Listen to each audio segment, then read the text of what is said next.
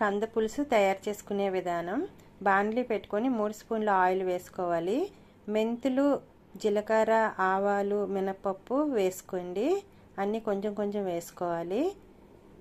Onions పెద్ద సైజువి ఒక 2, వెల్లుల్లి రెబ్బలు దంచుకొని వేసుకోండి. ఎండుమిర్చి వేసి ఫ్రై చేసుకొని కొంచెం కరివేపాకులు కూడా వేసుకొని ఫ్రై చేసుకోండి ఒక 5 నిమిషాల వరకు. ఇలా ఫ్రై చేసుకున్న తర్వాత దీంట్లోకి బెండకాయలు, ములంకాళ్ళు, పచ్చిమిర్చి, ఆనియన్స్, టమాటీ కట్ చేసుకుని వేసుకోండి. కంద ఈ విధంగా కట్ చేసుకొని వంకాయ కట్ చేసి వాటర్లో వేసుకొని వాటిని కూడా వేసుకోవాలి. అవి వేరేగా వేసుకుంటే వాటర్లో లేకుండా వేరే ప్లేట్లో వేసుకుంటే బ్లాక్ కలర్ వచ్చేస్తాయి కాబట్టి వాటర్లోనే వేయాలి కట్ చేసాక. ఇవన్నీ వేసి ఒక 5 నిమిషాల వరకు మగ్గించుకోండి. ఇదే విధంగా మగ్గించుకోండి, లేదా గరిటతోనైనా సరే కలుపుకోవచ్చు.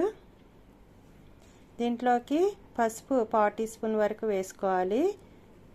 కారం 1 స్పూన్ ఫుల్గా వేసుకోండి.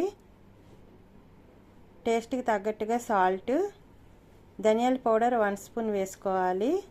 ఇవన్నీ వేసుకొని ముక్కలకి బాగా పట్టే వరకు ఒక 10 నిమిషాల వరకు ఇదే విధంగా కలుపుకోండి. గరిటతో అయినా సరే ఇలా కలుపుకొని ముక్కలకి ఉప్పు, కారం, పసుపు అన్నీ పట్టేటట్టుగా కలుపుకోవాలి. ఇలా కలుపుకొని 5 నిమిషాల తర్వాత దీంట్లోకి ఒక పెద్ద సైజు నిమ్మకాయ సైజు అంతా చింతపండుని వాటర్లో నానబెట్టుకొని 2 కప్పుల చింతపండు వాటర్ని వేసుకోండి.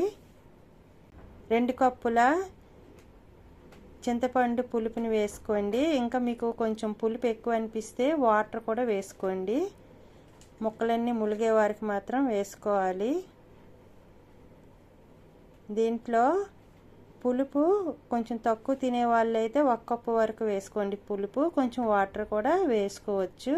నేనైతే 2 కప్పులు పులుపు కొంచెం వాటర్ వేసుకున్నాను.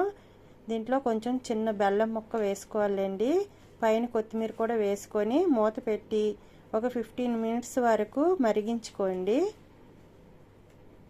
సాల్ట్ ఏమైనా సరిపోతే ఇప్పుడే టేస్ట్ చూసుకొని వేసుకోవచ్చు.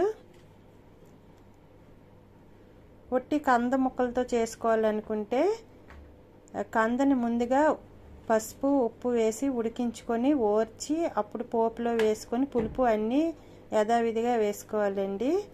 నేను అన్ని ముక్కలతో వేసుకొని చేస్తున్నాను కాబట్టి ఇంకో మూత పెట్టి ఇంకొక 10 మినిట్స్ వరకు ఇదే విధంగా మరిగించుకొని ఇప్పుడు కంద ముక్కలు, ములంకాళ్ళు ఉడికాయో లేదో చూసుకోవాలి.